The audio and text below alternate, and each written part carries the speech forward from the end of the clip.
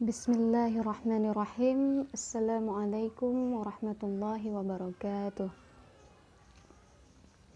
Allahumma salli ala Muhammad wa ala ali Muhammad. Kembali lagi di channel Ayah Jud. Semoga Allah memberi kesehatan, keselamatan, berkah ilmu dan senantiasa istiqomah di jalan Allah. Amin, amin ya rabbal alamin. Allahumma amin. Teman-teman, pada kesempatan kali ini saya akan meng-share informasi-informasi tentang SKB terkait materi yang berkaitan dengan pedagogik, menyangkut kompetensi pedagogik SKB PAI. Sebelum kita masuk pada pembahasan, jangan lupa subscribe dan like channel ini, dan aktifkan tombol loncengnya untuk dapat terus mengikuti channel ini. Sebelumnya, mari kita baca doa terlebih dahulu. Allahumma inni as'aluka rizqan thayyiban wa ilman nafi'an wa amalan mutaqabbala. Oke teman-teman, langsung saja kita lihat yang pertama, kompetensi pedagogik. Nah, kita akan melihat kompetensi pedagogik ini dalam standar nasional mengemukakan bahwa kompetensi pedagogik adalah kemampuan mengelola pembelajaran peserta didik yang meliputi pemahaman terhadap peserta didik, perancangan, pelaksanaan pembelajaran, evaluasi belajar, dan pengembangan peserta didik untuk mengaktualisasikan berbagai potensi yang dimiliki. Nah, teman-teman, kita akan lihat kompetensi. Jadi setiap guru harus memiliki kompetensi. Kompetensi ini adalah seperangkat pengetahuan, keterampilan, dan perilaku yang harus dimiliki, dihayati, dan dikuasai oleh seorang guru. Jadi sebagai seorang guru, dia mempunyai tugas untuk mengelola pembelajaran. Jadi guru harus memiliki kompetensi. Salah satunya apa? Kompetensi pedagogik. Nah, jadi kompetensi pedagogik ini adalah kemampuan guru dalam mengelola pembelajaran peserta didik. Nah, jadi di sini kompetensi ini adalah skill ya, skill seorang guru. Jadi bagaimana terjadinya proses belajar mengajar, bagaimana guru mengatur pembelajarannya. Jadi di sini ada guru dan siswa. Jadi kompetensi ini sangat dibutuhkan, terlebih lagi kompetensi pedagogik.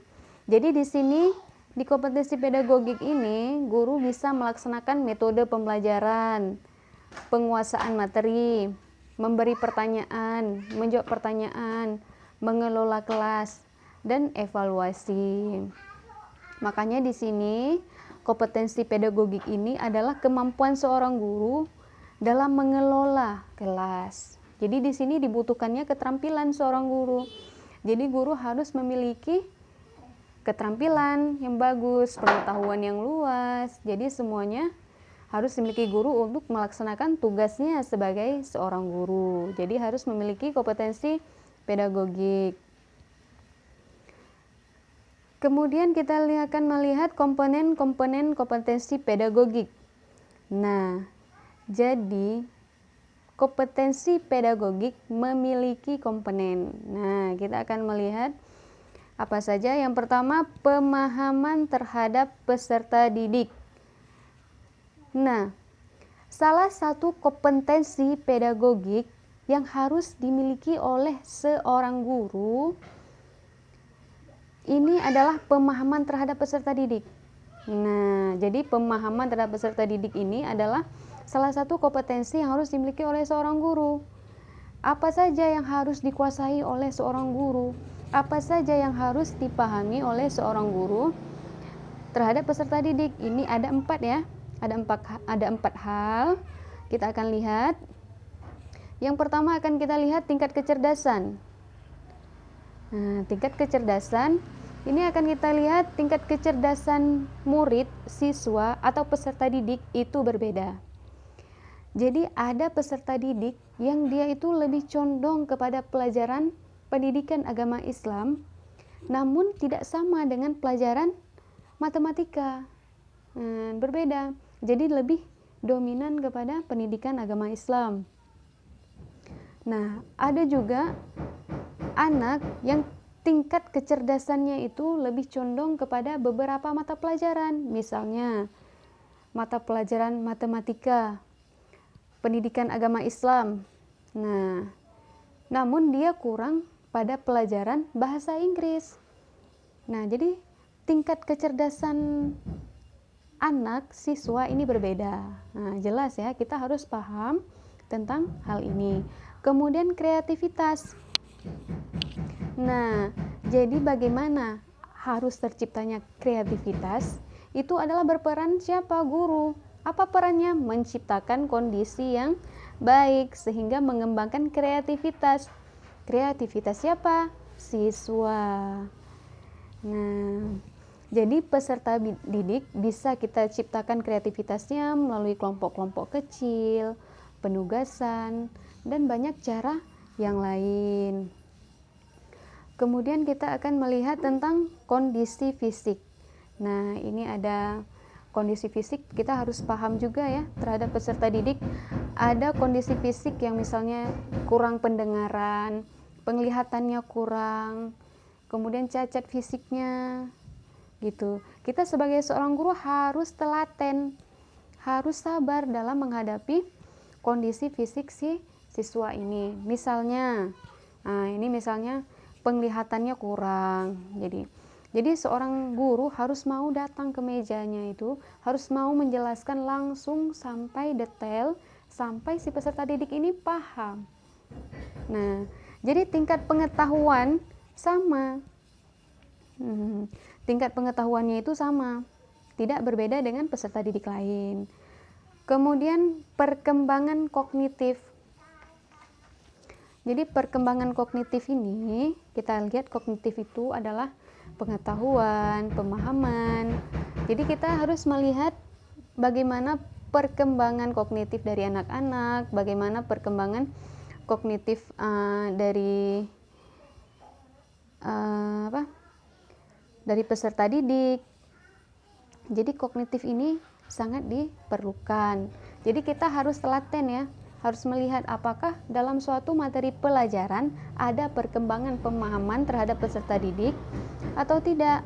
Jadi kita harus tahu, jangan kita asal memberikan materi, udah tersalurkan materi, udah selesai, namun kita tidak memerhatikan kognitifnya, kita tidak memperhatikan pemahaman daripada siswanya.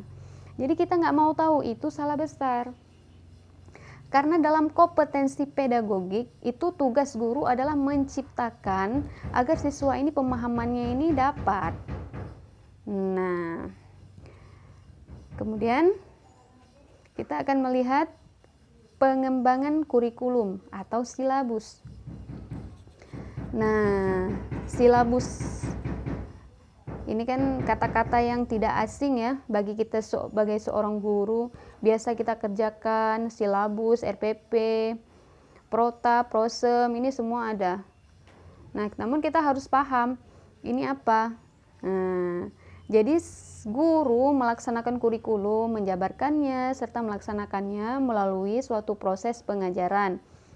Kurikulum diperuntukkan bagi siswa, seluruh guru, yang secara nyata memberikan pengaruh kepada siswa pada saat terjadinya proses pengajaran. Kemudian silabus bermanfaat sebagai pedoman dalam pengembangan pembelajaran, seperti pembuatan rencana pembelajaran, pengelolaan kegiatan pembelajaran, dan pengembangan sistem penilaian. Nah, teman-teman, jadi silabus ini adalah merupakan suatu ringkasan. Ini yang biasa dibuat oleh guru, ini tahunan ya, atau biasanya semesteran. Semesteran yang dilakukan oleh seorang guru dibuat. Di situ mencangkup ada kompetensi dasar, standar kompetensi, ada materi, ada metode pembelajaran, ada alokasi waktu. Jadi dalam silabus ini mencangkup semuanya. Semua ada di situ. Tujuannya itu adalah untuk memudahkan seorang guru dalam proses belajar mengajar. Jadi terarah. Jadi adanya silabus atau kurikulum ini, jadi proses berjalan dengan lancar, tidak ada pelarian materi. Jadi materinya itu fokus, materinya itu atau ringkasan materinya itu ada, kemudian pokok pembahasan materinya pun jelas, kemudian metode pembelajarannya itu ada. Kita akan melihat mana strategi pembelajaran atau metode pembelajaran yang cocok. Nah, kemudian kita akan melihat perencanaan dan pelaksanaan pembelajaran. Nah, jadi teman-teman, dalam kompetensi pedagogik itu adanya perencanaan dan pelaksanaan pembelajaran. Jadi ini seperti RPP ya. Jadi seperti RPP yang biasa kita buat. Jadi RPP ini per sub materi. Jadi ada standar kompetensi, mengidentifikasi permasalahan. Nah, jadi ini ada perencanaan pembelajaran. Jadi sebelum masuk kelas, guru sudah merencanakan pembelajaran. Pembelajarannya seperti apa? Baik itu mulai dari materinya, materi, kemudian metode pembelajaran, kemudian tanya jawab, pertanyaan, ada jawaban, kemudian terakhir sampai evaluasi. Itu semua ada di perencanaan pembelajaran. Ini dalam perencanaan pembelajaran ini ada 3 aspek. Kita lihat identifikasi kebutuhan, identifikasi kompetensi, kemudian penyusunan program pembelajaran. Ini seperti yang tadi saya jelaskan tadi di atas ya, tentang perencanaan pembelajaran tadi. Ini sudah menyangkut semuanya. Oke teman-teman. Sekarang kita akan melihat tentang pelaksanaan pembelajaran. Nah, sebelum kita masuk pada pelaksanaan pembelajaran, saya ulangi lagi, teman-teman jangan lupa subscribe dan like channel ini untuk terus dapat mengikuti proses belajar mengajar bersama channel Ayah Cut. Oke teman-teman,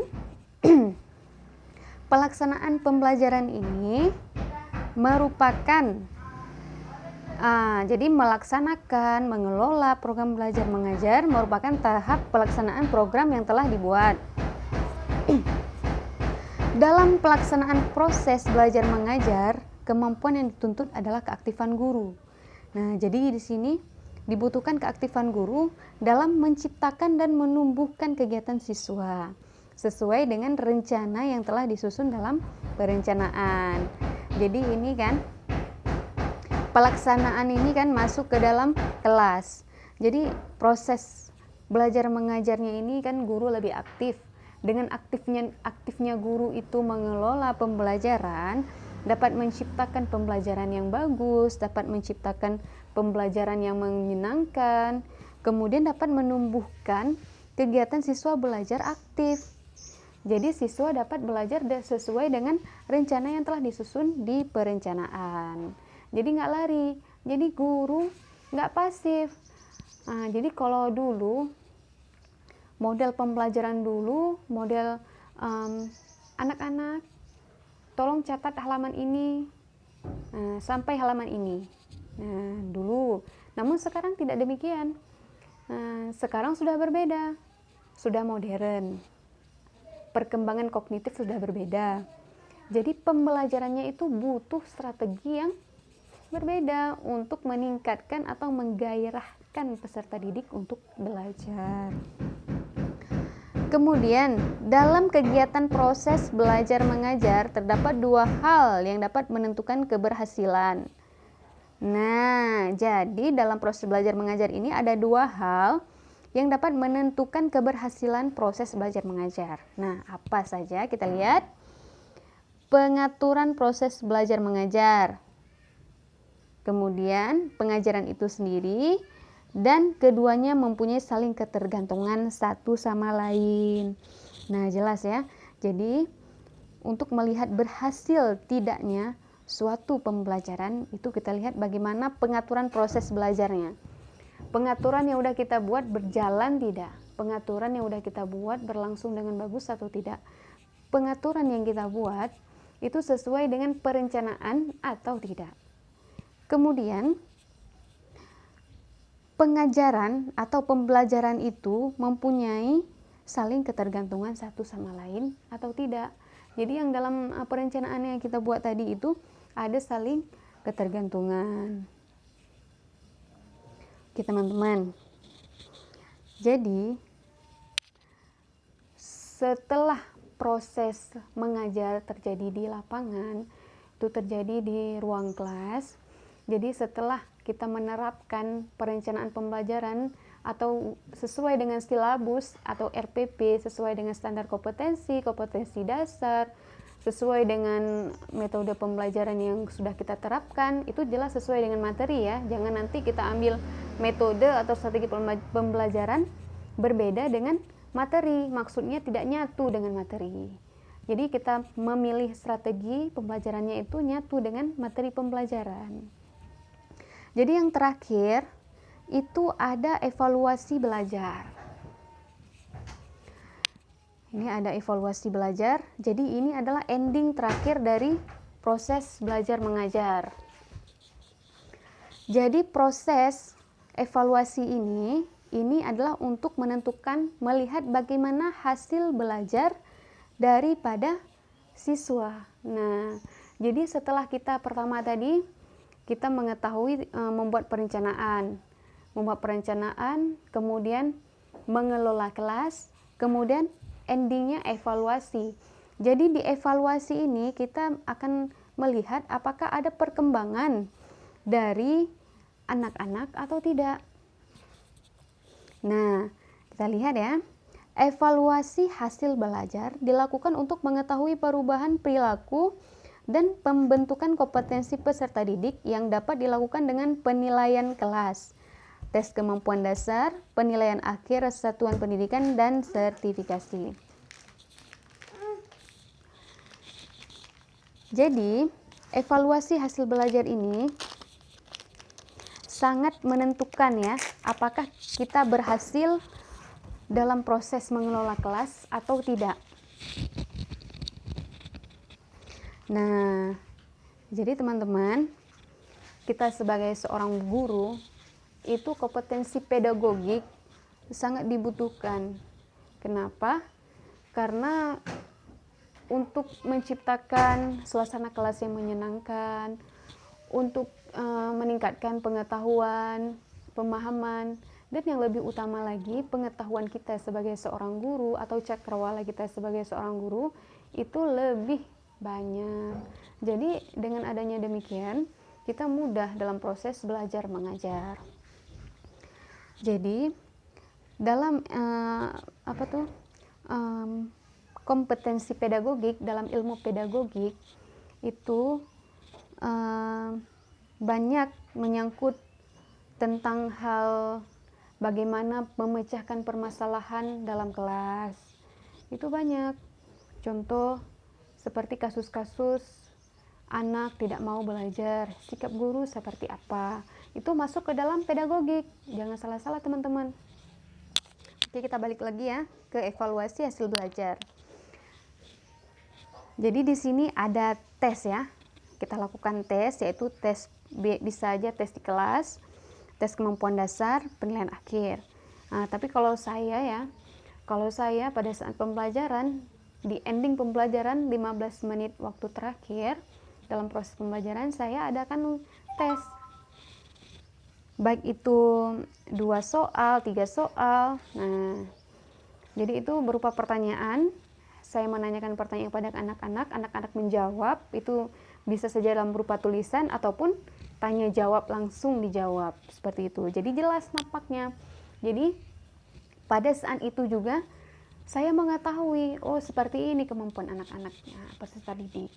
Jadi seperti sampai di sini pengetahuannya, oh tingkat pengetahuannya ini masih kurang, jadi saya bisa menambahkan lagi gitu. Jadi tidak hanya mentok pada itu aja. Kemudian dalam proses belajar mengajar, penilaian hasil belajar ini sangatlah penting untuk dilaksanakan. Nah, jelas ya, penting. Kenapa?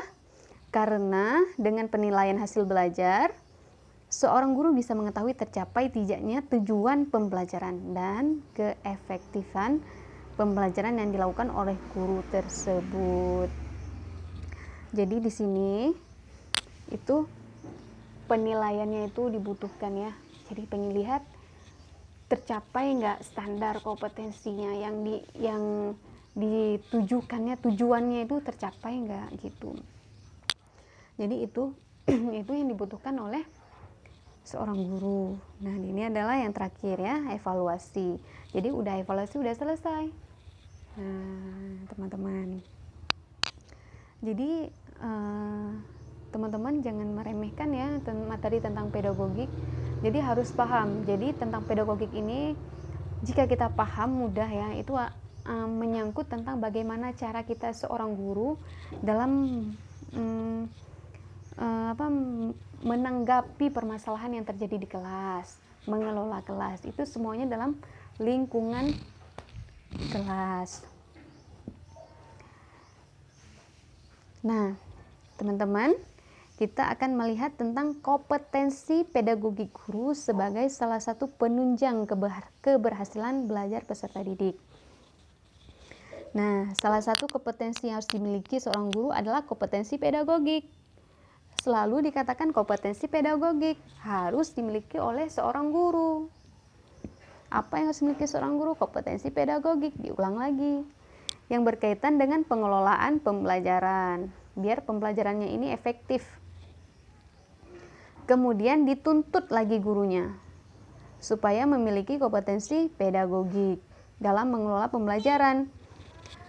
Jadi yang dimaksud kompetensi pedagogik di sini adalah yang harus dimiliki oleh seorang guru, yaitu untuk menunjang keberhasilan proses belajar mengajar peserta didik. Itu tujuan akhirnya. Makanya pedagogik ini sangat penting ya untuk seorang guru, apalagi dalam tes CPNS itu soal tentang pedagogik itu lebih kurang ya. Pada saat saya tahun lalu ikut tes itu ada 30 soal. Itu berkaitan dengan guru, bagaimana cara seorang guru dalam belajar di dalam kelas. Nah, itu semuanya tentang itu, tentang pedagogik, tentang tingkat kecerdasan anak-anak itu ditanyakan, kita harus tahu. Kemudian tingkat permasalahan yang terjadi dalam kelompok, nah, itu masuk ke dalam pedagogik, soal-soal tentang pedagogik teman-teman. Nah, teman-teman, sampai di sini dulu pembahasan kita tentang kompetensi pedagogik. Terima kasih atas perhatiannya. Jangan lupa subscribe, like channel ini, dan aktifkan tombol loncengnya untuk dapat terus mengikuti channel ini. Teman-teman, apabila ada kesalahan, itu semua datangnya dari kebodohan saya. Apabila ada kebaikan, silahkan diambil, insya Allah bermanfaat bagi kita semua. Jadi teman-teman, apabila ada masukan, silahkan masukkan di tombol komentar di bawah. Apakah ada kritikan atau saran untuk channel Ayah Cut, dipersilahkan. Terima kasih teman-teman. Saya akhiri. Assalamualaikum warahmatullahi wabarakatuh.